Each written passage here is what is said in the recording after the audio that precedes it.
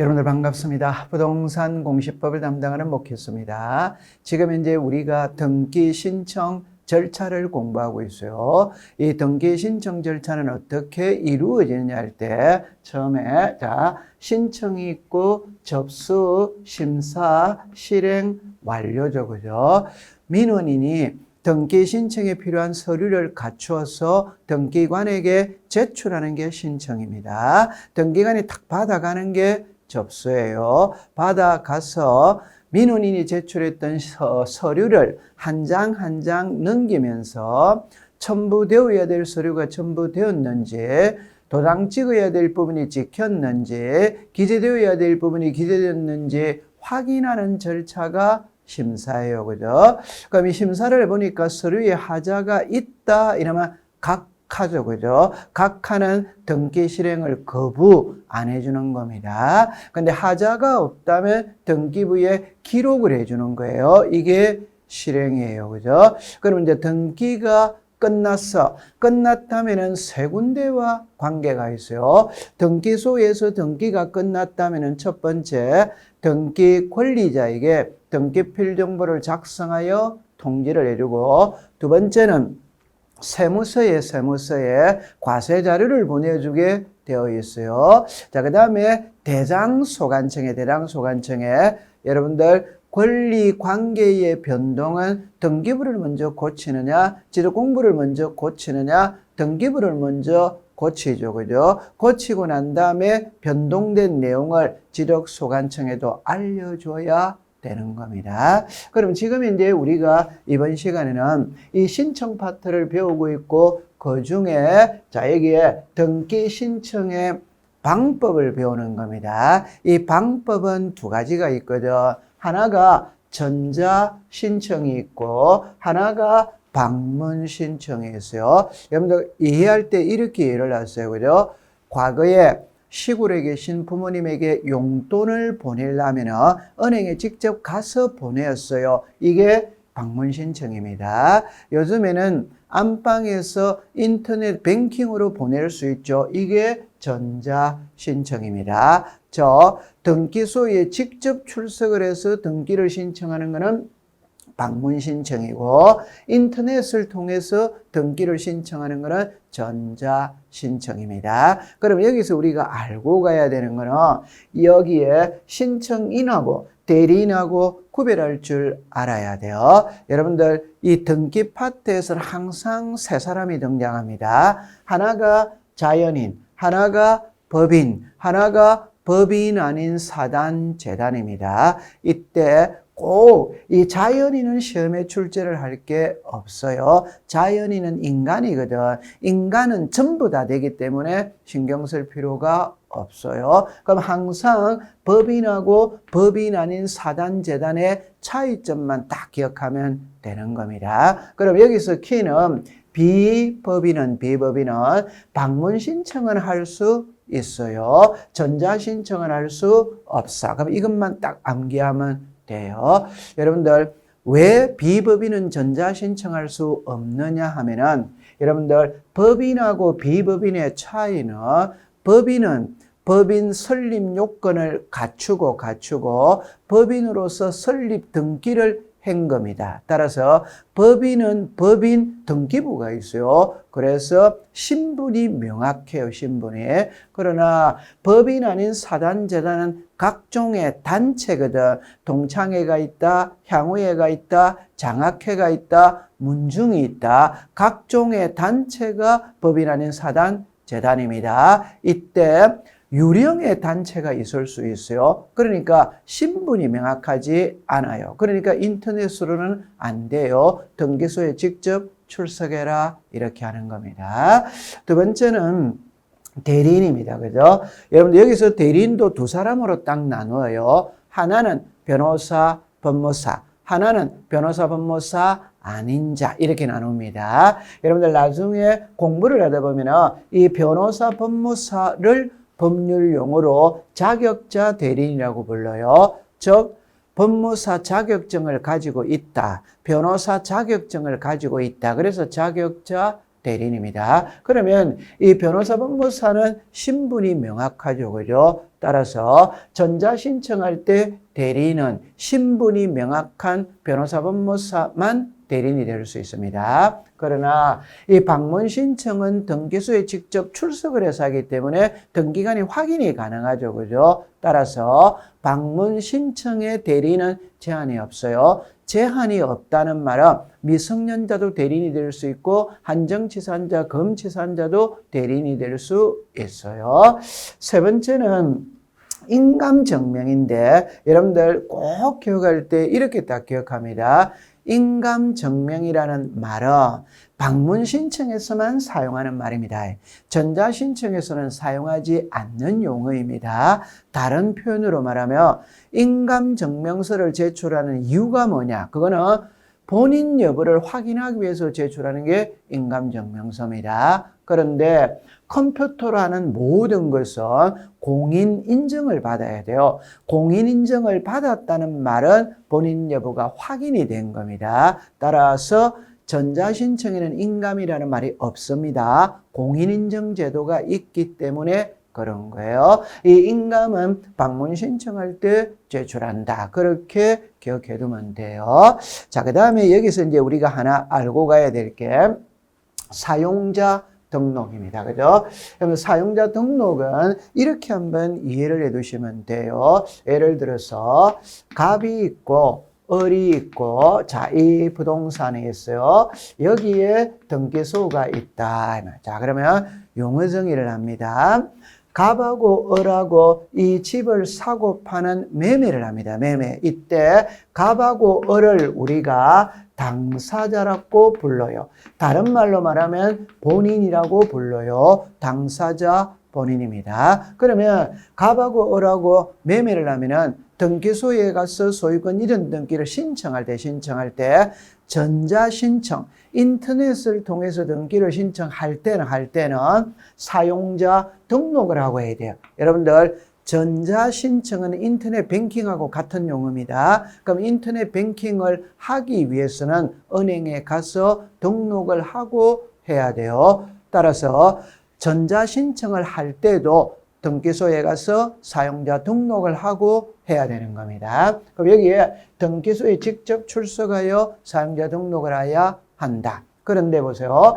대리인이 있죠. 그죠? 그러니까 본인을 대신해서 대리인이 등기를 신청하면 대리인만 사용자 등록을 하면 됩니다. 이 그림을 보면은, 자, 보세요. 갑하고 을하고 당사자입니다. 본인입니다. 그럼 이 사람이 전자신청하면 이 사람이 등기소에 가서 사용자 등록을 하면 돼요. 그런데 병이라는 법무사 아저씨에게 대리권을 줬거든. 그러면 등기를 신청하러 가는 사람은 대리인이 가죠. 그러면 대리인만 사용자 등록을 하면 됩니다. 본인은 할 필요가 없어요. 결론은 등기를 신청하는 사람만 사용자 등록을 하면 돼요. 그 다음에 인감증명과 주소를 증명하는 정보를 첨부한다. 이렇게 놨죠. 사용자 등록을 할 때는 본인 여부를 확인을 해야 됩니다. 그래서 인감증명과 주소를 증명하는 정보. 여러분들 법학에서 주소를 증명하는 정보는 주민등록 등본을 말하는 거예요. 주민등록 등본을 제출해야 돼요. 그럼 제가 좀 전에 무슨 용어를 썼냐면 이 인감증명은 방문 신청할 때는 사용을 하지만 전자 신청을 할 때는 필요가 없다고 그랬죠. 근데 지금 키는 이겁니다. 전자 신청할 때 인감은 필요가 없어요. 그러나 전자 신청하기 위해 사용자 등록을 할 때는 인감이 필요가 하다. 그러면 사용자 등록을 해놓고 난 다음에 전자 신청을 할 때는 인감이 필요가 없다. 이렇게 정리하면 돼요. 그러면 사용자 등록의 유효기간은 한 번 하면 3년 동안 쓸 수 있어요. 그러면 3년이 다가오면 연장을 하면 되겠죠. 그죠? 그럼 연장을 할 때 전자문서라는 것은 연장할 때는 등기소에 직접 갈 필요가 없어요. 인터넷으로 얼마든지 연장이 가능합니다. 다시 정리를 하면 사용자 등록을 할 때는 등기소에 직접 가서 해야 돼요. 한번 사용자 등록을 하고 난 다음에 연장할 때는 등기소에 갈 필요가 없다. 인터넷으로 연장할 수 있다. 이렇게 정리하면 됩니다. 자, 그 다음에 이제 각하 사유에는 그죠? 이 부동산 등기법을 공부하다 보면은 어려운 부분이 있어요. 그 어려운 부분이 지금부터가 어렵습니다. 이 각하 사유는 있잖아요. 우리가 등기를 기본서를 한 바퀴 돌고 와서 공부를 하면은 이해가 빨라요. 근데 우리는 지금 입문 과정이잖아요. 근데 아직까지는 등기에 대한 기초 지식을 가지고 있지 않는 상태거든. 안 하면 이해하기가 어려워요. 그럼 이해하기 어려운데 왜 하느냐? 그만큼 중요하기 때문에 계속 반복을 해야 되는 겁니다. 그래서 언급을 하는 겁니다. 그럼 여기서 각하라는 것은 안 해주는 거예요. 안 해주는 거를 우리가 거부죠, 거부. 그러면 오늘 등기간에 기분이 참 좋다? 그럼 등기해주고, 어제 저녁에 부부 싸움했다, 열받아 있다, 그럼 등기 안 해주고, 해주고 안 해주고를 등기간의 기분에 의해서 좌우된다면 말이 안 돼요. 그래서 우리 부동산 등기법 제29조에는 각하 사유, 해주어서는 안 되는 사유, 이거를 11개를 명문으로 법으로 딱 정해놨어요. 그래서 각하 사유 11개 중에 한 개라도 해당하면 안 해주는 거예요. 해당하지 않으면 등기부에 기록을 해주는 겁니다. 그럼 이 각하 사유는 여러분들, 자, 11개가 나오는데 이 중에 있잖아요. 그죠? 전부 다 상식으로 이해가 되는데 키는 2번만 딱 이해하면 됩니다. 나머지는 상식으로 다 해결이 돼요. 한번 풀어볼게요. 사건이 그 단계에서 관할이 아닌 경우죠. 제가 제주도에 땅을 사고 팔았다면 제주 등기소에 가서 등기 신청해야지 서울의 강남 등기소에 등기를 신청하면 당연히 안 해주는 거잖아요. 그죠? 그게 관할 위반이에요. 그럼 여기서 2번이 제일 중요하다고 그랬죠. 이 말은 사건이 등기할 것이 아닌 경우라는 말은 등기 대상이 아니다는 거예요. 여러분들 등기를 신청할 때는 등기할 수 있는 대상을 등기 신청해야지 등기할 수 없는 대상을 신청하면 안 돼요. 그럼 여러분들 아직 민법을 안 배웠을 텐데 점유권이나 유치권이나 동산질권이나 분묘기지권이나 특수지역권이나 토지통행권이나 이런 거는 등기할 수가 없어요.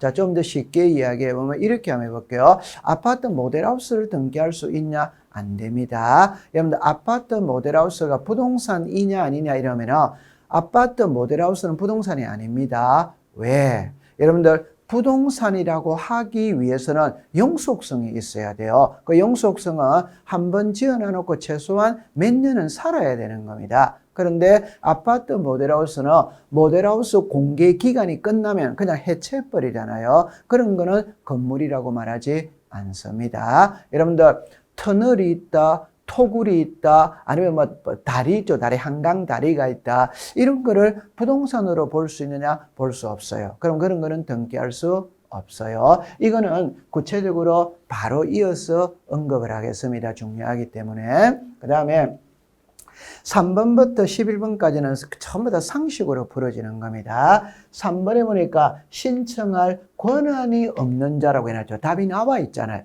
그럼 등기는 본인이 하든 대리인이 하든 신청하면 됩니다. 그런데 무권 대리인이 아닌 사람이 등기로 왔다. 그럼 당연히 등기 안 해주잖아요. 법률 용어에 답이 나와 있잖아요. 그 다음에 4번에 등기를 신청할 때 당사자 또는 대리인이 출석하지 아니했다 이런 말이 나오죠. 그럼 여기는 여러분들 이런 용어입니다.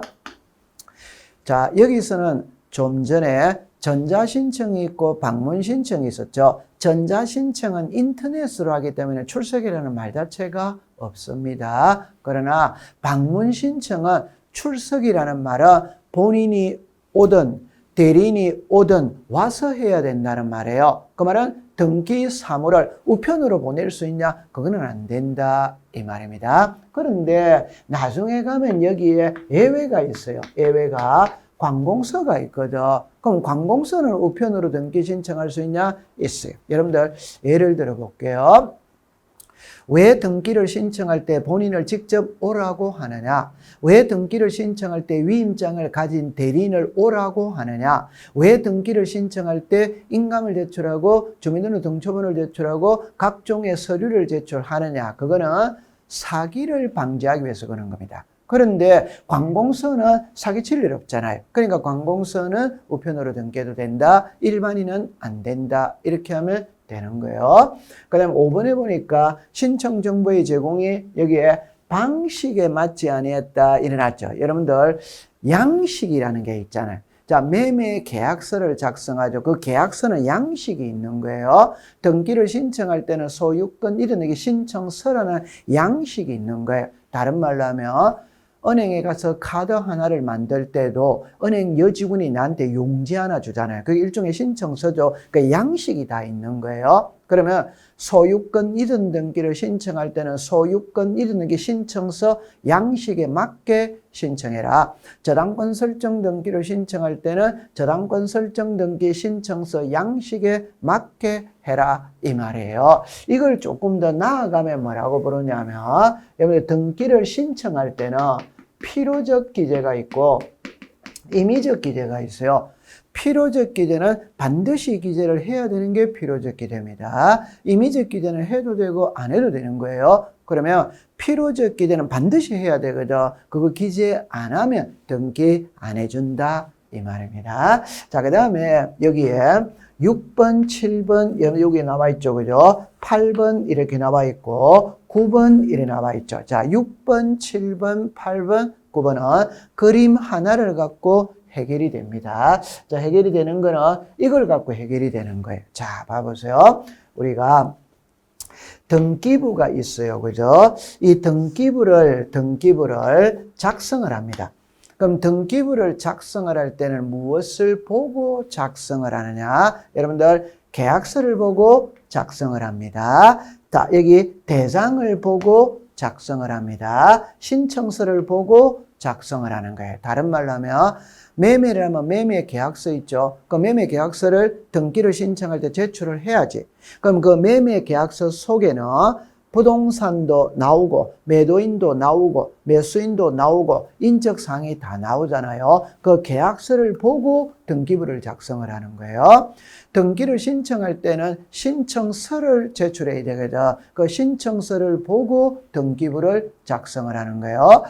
등기부는 표제부, 갑구, 을구가 있죠. 그죠? 이때 표제부는 대상을 보고 작성을 합니다. 그러면 자, 여기에 등기부가 있다면 등기부의 내용과 계약서의 내용은 일치해야 됩니다. 등기부의 내용과 신청서의 내용은 일치해야 됩니다. 등기부의 내용과 대장의 내용은 일치해야 돼요. 그러면 이게 일치라면 이것도 일치해야 됩니다. 이것도 일치해야 돼요. 이것도 일치해야 돼요. 일치하지 아니하면은 등기해주지 않습니다. 그럼 우리는 지금 이 낱말을 익숙을 시키세요. 계약서, 신청서, 대장 되죠. 그거 일치하지 않으면 등기 안 해준다 이 말. 자, 그 다음에 이 10번은 여러분들 이제 상식으로 풀면 되죠. 그죠? 수익 이렇게 나왔죠. 취득세죠. 막말로 말하면 세금 안 내면 등기 안 해준다. 수수료 안 내면 등기 안 해준다. 그건 당연한 거잖아요. 그죠? 자, 그 다음에 11번에 보니까 신청정보 등기기록 부동산 표시 대장이죠. 이게 지금 이 말입니다. 이 등기부와 신청서, 계약서, 대장의 내용은 일치해야 된다. 이렇게 정리하면 돼요. 자, 그럼 여기서 정리할 때 이렇게 합니다. 부동산 등기법 제29조에는 각하 사유가 1번부터 11번까지 있는데 나머지는 이해만 하면 됩니다. 여러분들 조금만 내공이 쌓이면 계약서와 신청서는 당연히 일치를 해야 되지. 여러분들 다른 표현으로 말하면 주민등록증 있죠.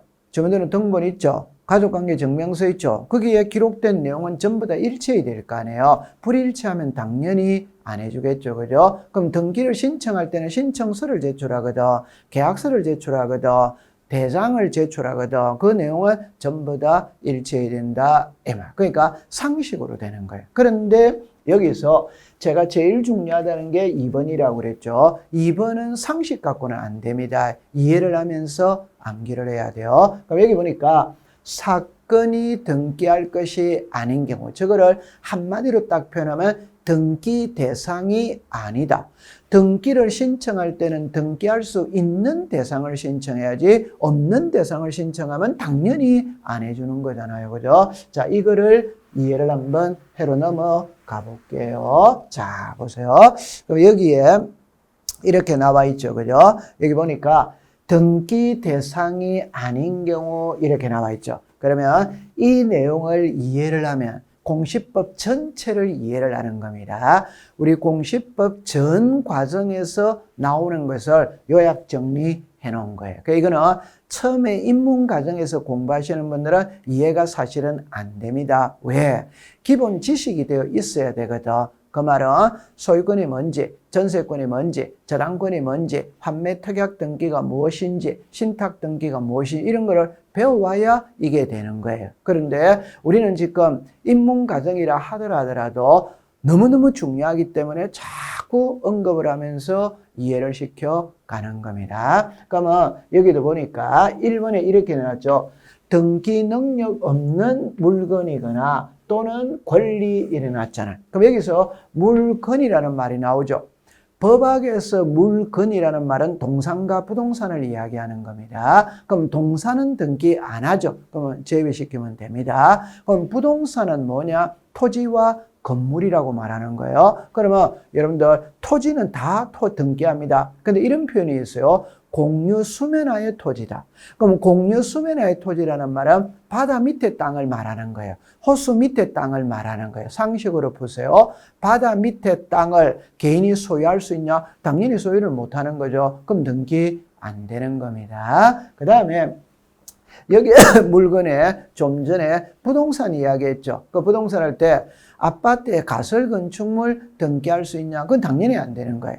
그 다음에 여기에 권리는 자 아직 안 배웠을 텐데 점유권, 유치권, 동산질권, 범위기지권, 특수지역권, 토지통행권 이런 거는 등기할 수 없는 거예요. 자, 그 다음에 2번은 공부할 필요 없죠. 답이 나와 있죠. 법령의 근거가 없는 특약. 여러분들 특약이라는 말은 양 당사자 사이에 특별한 약속이 특약입니다. 이 특약은 법에 근거가 있어야 돼요. 법에 근거 없는 특약은 존재하지 않는 겁니다. 자, 그 다음에 3번, 4번, 5번이 있는데 6번, 7번, 자 여기 8번이 있는데 우리 공시법 시간에 나중에 분리 처분할 수 없다는 말이 자주 나와요. 이 분리 처분할 수 없다는 말이 이 세 개가 나와. 그러니까 이거는 지문으로 띄웁니다. 띄우는데 꼭 알고 있어야 돼요. 위에 3번을 보면은 구분 건물의 전유 부분과 대지 사용권 분리 처분 금지 위반 일어났죠. 자, 이렇게 공부를 하세요. 여러분들 여기에 자, 이렇게 봅니다. 이렇게 봅니다. 자, 이렇게 내렸어요. 자, 이렇게 제가 이 그림은 단독주택이라고 그린 겁니다. 이거는 아파트라고 그린 거예요. 자, 그러면 단독주택과 아파트는 성질이 틀립니다. 단독주택은 토지 따로, 건물 따로 매매가 됩니다. 단독주택은 토지 따로, 건물 따로 매매가 돼요. 아파트는 토지 따로, 건물 따로 매매할 수가 없어요. 자, 이게 무슨 말이냐면 만약에 여기에 1701호가 있어요. 1701호가 있죠. 그러면 이 1701호에 사는 사람들이 있을 거 아니에요. 그럼 이 사람들이 땅 있죠. 땅을 한자로 대지라고 이야기합니다. 그러면 여기에 아파트 주민들은 이 땅을 사용할 수 있어요. 그걸 대지 사용권이라고 이야기를 합니다. 이 대지 사용권은 일반적으로 소유권입니다. 그러면 여기서 소유권이라는 말은 땅 주인하고 건물 주인하고 같다라는 말이에요. 그런데 아파트는 있잖아요. 이 땅의 소유권은 여기에 사는 사람들이 단독 소유하느냐, 공동 소유하느냐, 공동 소유합니다. 공동 소유. 그럼 만약에 예를 들어보면 101호 5000분의 77, 1701호 5000분의 77. 이 말은 이 5천 있죠? 이게 이 땅의 면적이 5천 제곱이다. 이 말. 그 중에 101호가 77만큼 지분을 가지고 있다. 이 뜻이에요. 자, 그럴 때 이제 보면은, 그럼 여기 1701호 소유자가 갑이거든. 그러면 갑은 이 토지에 대해서 5천분의 77의 지분을 가지고 있는 거예요. 가지고 있죠? 이때 갑이 을에게 1701호를 매매하면 갑이 가지고 있던 지분도 을에게 자동으로 같이 가야 되는 거예요. 그러면 이 1701호만 매매할 수 있냐? 그건 안 됩니다. 5천분의 77만 매매할 수 있냐? 그건 안 됩니다. 그럼 이걸 문자로 말하면 건물만 소유권 이전할 수는 없다. 이 토지만 소유권 이전할 수는 없다. 이 건물을 매매하며 건물에 딸려있는 지분도 같이 간다. 그래서 집합 건물은 토지 따로 건물 따로 분리처분할 수 없다. 이렇게 꼭 기억하면 돼요. 자, 그 다음에 여러분들 저당권이라는 말이 나오는데, 자, 이거를 이해를 한번 해보면 이렇게 이해를 한번 해볼게요. 자, 보세요. 갑이 있고 을이 있고 이 부동산이 있어요. 이때 자, 보세요.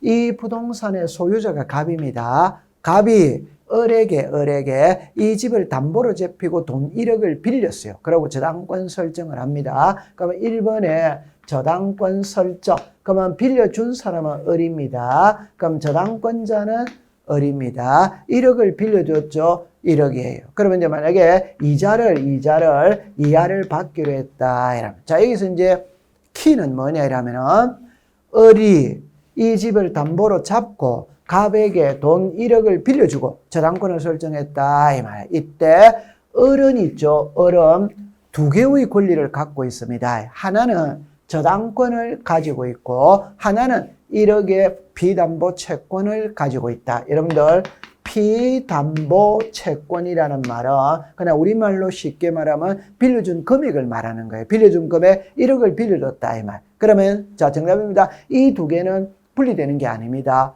그 말은 을이 있잖아요. 을이 두 개의 권리를 가지고 있는 거예요. 저당권도 가지고 있고 1억도 가지고 있는 거예요. 그러면 을이 만약에 병에게 저당권을 이전한다면 요 1억도 같이 가야 되는 거예요. 그러면 저당권만 이전할 수는 없다. 비담보 채권만 이전할 수는 없다. 이 두 개는 분리 처분할 수 없다. 이렇게 되는 겁니다. 자, 그 다음에 5번에 보면은 요역지와 지역권 분리 처분할 수 없다. 요거는 나중에 본 과정에 가서 공부를 하도록 할게요. 자, 그 다음에 6번, 7번, 8번은 있잖아요. 지분의 등기가 되냐 안 되냐. 이건 엄청 중요한 거예요. 여러분들 옛날에는 아파트를 사면 남편 단독 명의로 등기하잖아요. 이거는 단독 소유입니다.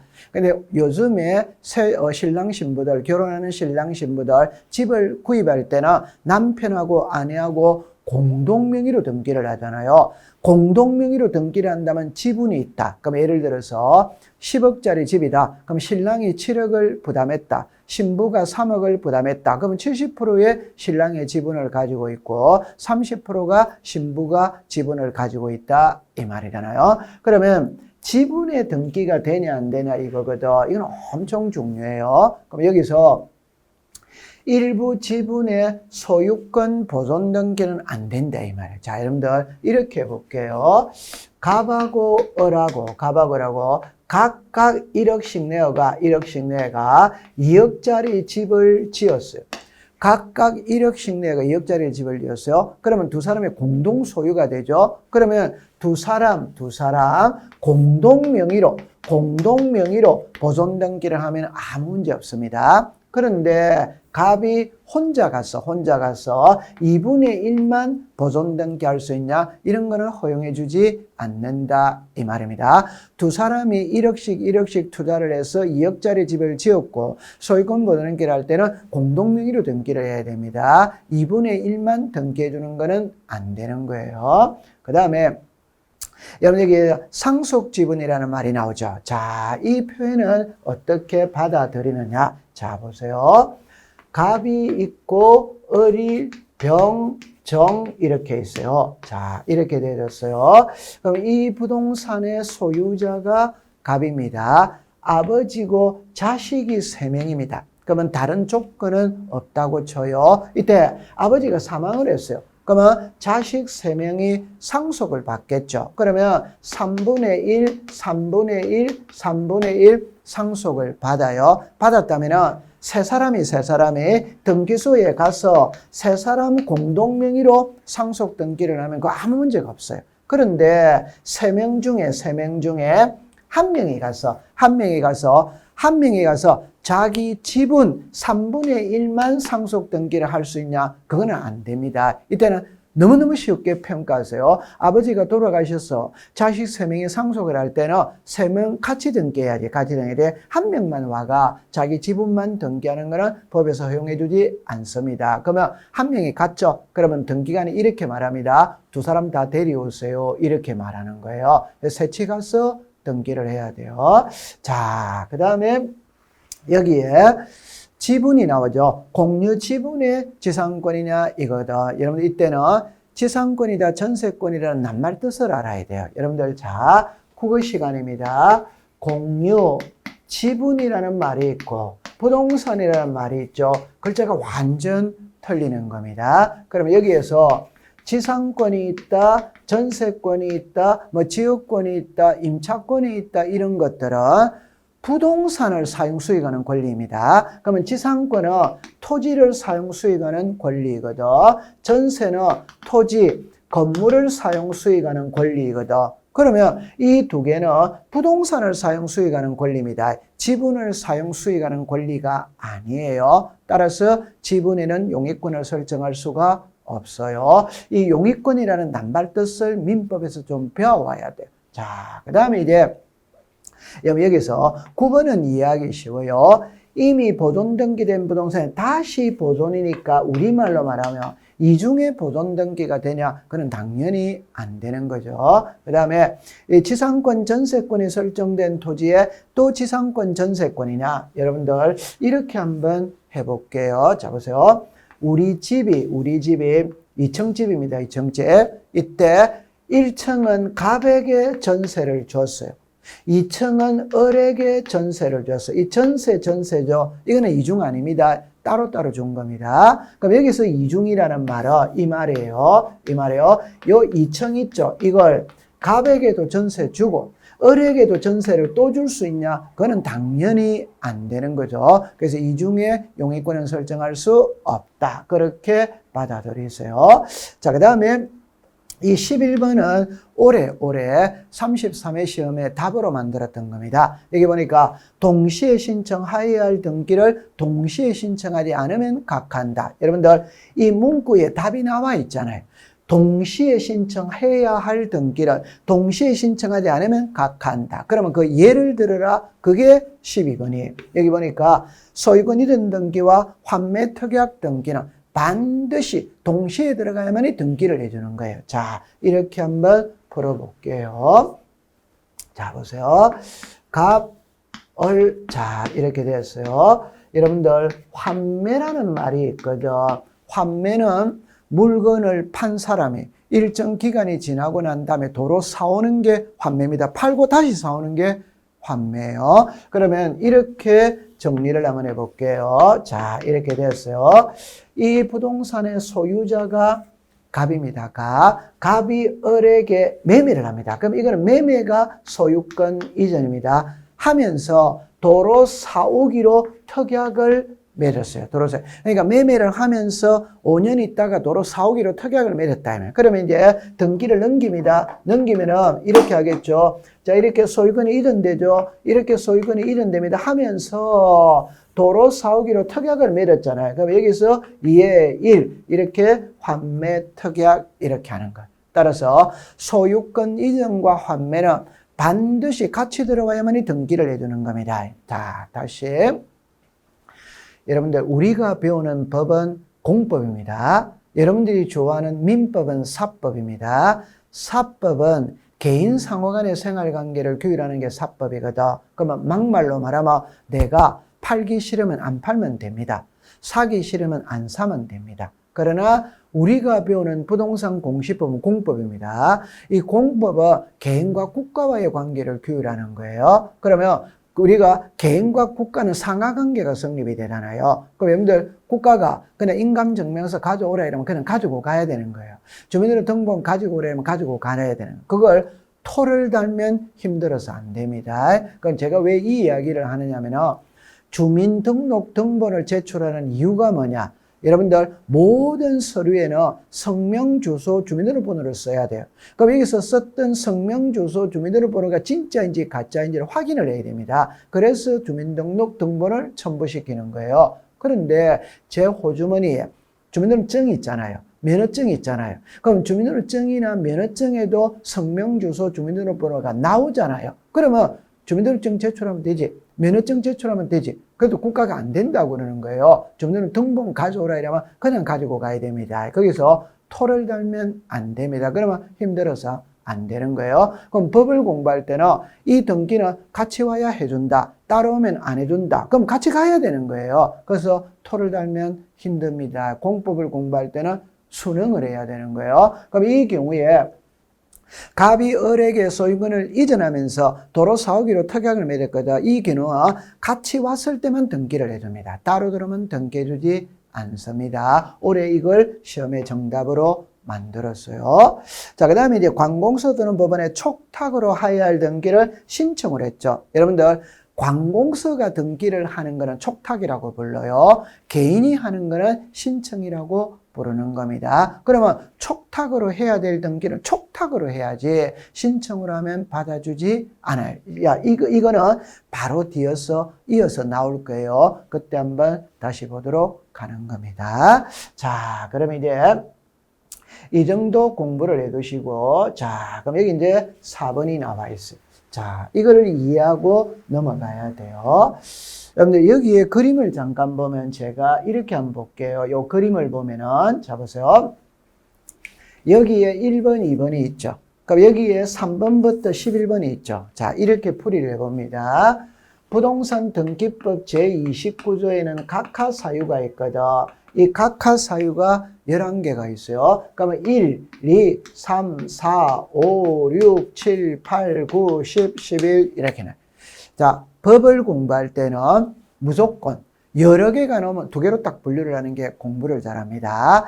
두 개로 분류한다는 거는 절대 어렵게 생각하지 마세요. 그럼 사람 있죠. 남자 아니면 여자잖아요. 숫자 있죠. 홀수 아니면 짝수잖아요. 그러니까 여러 개가 나오면 두 개로 항상 분류를 잘해야 돼요. 그럼 여기도 이렇게 분류하는 거예요. 여러분들 이 두 개와 이겁니다. 지금 이 그림이 바로 이거를 말하는 거예요. 됐죠? 그럼 여기서 자 정리할 때 어떻게 하느냐면은 각하 사유라는 거는 등기를 해줄 수 없는 사유입니다. 그러면 각하 사유라면 각하시키면 되지. 그런데 각하시키면 되는데 각하시키지 않고 등기를 해버리는 거라. 해버렸을 때 어떻게 할 거냐. 자, 이해해 볼게요. 미성년자는 나이트클럽에 입장할 수 없죠? 그럼 입장 안 시키면 됩니다. 그런데 입장을 시켜버린 거예요. 그 말이 뭐예요? 각하사유인데 각하하지 않고 등기를 해버렸다. 이 말. 이때는 그 각하사유 1호 이유는 무조건 무효입니다.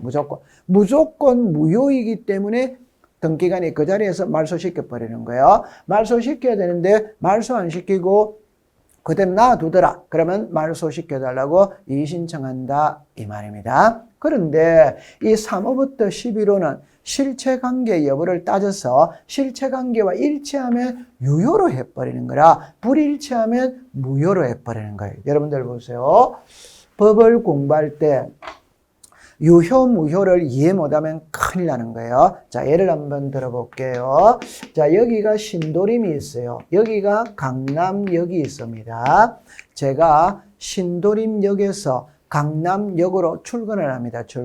그럴 때 전철을 이용해요.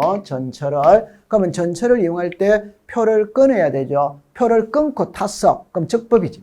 맞죠? 그러면 손댈 게 없지. 그런데 자 보세요. 표를 안 끊고 탔어요. 그럼 이거는 위법한 행위를 저질렀잖아요. 이때 강남역 출구를 빠져나가다가 안 붙들렸어. 그럼 이거는 완전 범죄입니다. 그런데 강남역 출구를 빠져나가다가 붙들린 거예요. 자, 그럼 보세요. 제가 붙들렸다면 표를 안 끊고 탔기 때문에 저를 다시 신도림역으로 돌려보내느냐, 온 거는 온 거냐, 이 말. 신도림역으로 돌려보냅니까? 온 거는 온 거예요. 온 거는 온 거잖아요. 이 말은 이왕 이루어진 등기는 유효로 해둔다. 유효를 해두고 범칙금만 부과하면 됩니다. 처벌만 하면 되는 거예요. 이해 잘 하셔야 돼요. 그러면 자, 예를 하나 들어본다면은 좀 전에 자, 이렇게 내렸죠. 그죠? 자, 이렇게 내렸어요. 자, 이렇게 내렸어요. 1번의 소유자가 갑입니다. 갑입니다. 갑입니다. 갑하고 을하고 매매를 합니다. 그러면 갑하고 을을 당사자 본인이라고 이야기해요. 그럼 당사자가 등기로 신청해서 왔어. 적법이죠. 그럼 등기가 이렇게 이루어졌어요. 자, 두 번째, 대리인이 왔어요. 적법이죠. 등기가 이렇게 이루어졌어요. 그런데 당사자 안 왔어요. 대리인도 안 왔어요. 안 왔어요? 묶은 대리인이 왔다. 그럼 묶은 대리인이 왔다라는 말은 당사자 또는 대리인이 출석을 하지 않았기 때문에 각하 해야 됩니다. 해야 되는데 등기를 해버린 거예요. 자, 여러분들 이 그림을 보세요. 본인이 와도 을, 대리인이 와도 을, 묶은 대리인이 와도 을이잖아요. 즉 등기는 바로 됐잖아요. 그러니까 이걸 무효로 할 필요는 없다. 유효로 해주겠다 이 말이에요. 자, 그 다음에 이걸 병으로 이렇게 됐다. 그럼 이거는 불일치하잖아요. 을의 명의로 등기가 되어 있는데 병으로 됐잖아요. 그럼 불일치하잖아요. 그럼 이거는 무효가 된다. 자, 그럼 지금까지 공부했던 걸 어떻게 이해하냐면 이래 합니다. 왜 등기를 신청할 때 본인을 직접 오라고 하느냐? 왜 등기를 신청할 때 각종의 서류를 제출하느냐? 그것은 사기를 방지하기 위해서 그런 겁니다. 그럼 여기 보세요. 본인이 와도 을, 대리인이 와도 을, 묶은 대리인이 와도 을, 등기는 바로 되어졌죠. 그럼 이런 거를 무효로 할 필요가 없다. 저런 걸 실체관계와 일치하면 유효로 하겠다. 이렇게 용어정의를 하는 겁니다. 여러분들 이 그림은 있잖아요. 나중에 계속 배우게 될 것이거든. 그렇게 정리를 해두세요. 자, 그럼 잠시 쉬었다가 등기 완료 후의 절차를 공부하도록 할게요.